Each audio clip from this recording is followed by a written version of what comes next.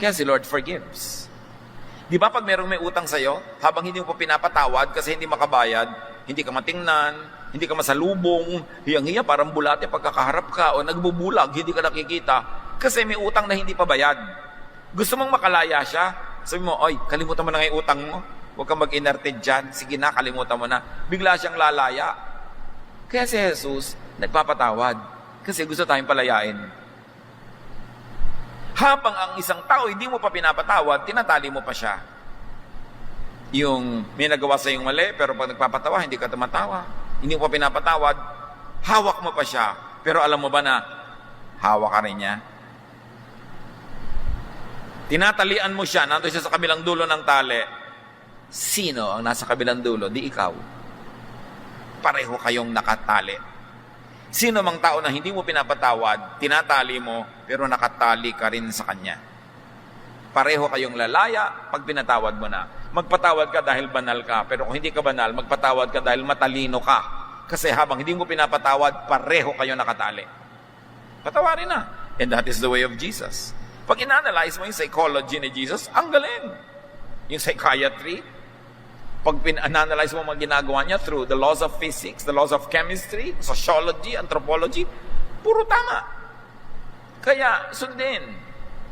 At kung hindi masyado naiintindihan, dahil sa mga napatunayan na ni Jesus, sundin na natin siya para sa mga bagay na di pa natin naiintindihan tungkol sa Kanya. Kasi sapat-sapat na yung patunay niya na mahal niya tayo at tama siya. Galatians 5:13, you, my brothers and sisters, were called to be free.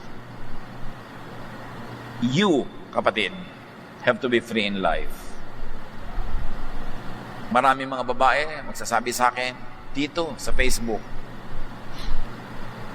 gusto ko pong gawin ang magagawa kung gusto kong gawin sa buhay, pero hindi ko magawa dahil umaasa lang po ako sa husband ko, sa income niya, ay napakaliit. Hindi maghanap buhay ka. Marami naman paraan para kumita kahit may anak ka, kahit meron kang ginagawa. You have to be free. And freedom means also financial freedom. Natural, kung umaasa ka lang lagi, kay asawa mo yan, kay anak mo, magulang mo, umaasa ka, hindi ka talaga free. Hindi mo mabili yung gusto mong bilhin kasi pagka kumukuha ka ng gano'n sa supermarket, nakatingin na sa'yo. Kailangan mo ba yan? Eh siya kasi magbabayad. Hindi naman. Babalik mo na siyempre. Eh kung may pambayad ka, hindi ko to kailangan, pero gusto ko rin bilhin. Hindi meron kang kalayaan. Kaya financial freedom is important. Empower yourself to be fearless. Empower yourself to fear less. And the rule is very simple. Mas umaasa ka sa isang tao, mas nakatali ka. Masarap yung hindi ka humihiwalay sa asawa mo, hindi ka lumalayo, hindi dahil umaasa ka lang sa sweldo niya, dahil mas may pera ka pa nga, pero umaasa, dahil mahal mo siya, kaya ka nag-stay. Hindi na-oobliga ka lang. Ang daming, naku tito, sasabihin nila sa akin sa Facebook, kung may pera lang ako, iniiwan ko na to. O, gusto mong umutang, makalaya ka na lang, dahil hirap na hirap ka na pala, binubusan ka na kumukulong tubig, sinasaksa ka ng ice pick, pinaglalakad ka sa apoy, dapat talagang lumaya ka. Yung, hindi magawa kasi walang kakayanang mabuhay. Kaya ang tinuturo, Lady of Proverbs 31, di ba? Ang galing maghanap buhay, ang galing magnegosyo, nagbibigay sa charity. Pero mahal siya ng asawa niya, mahal siya ng mga anak niya, masaya sila. Pero nandun siya, hindi dahil wala na siyang choice.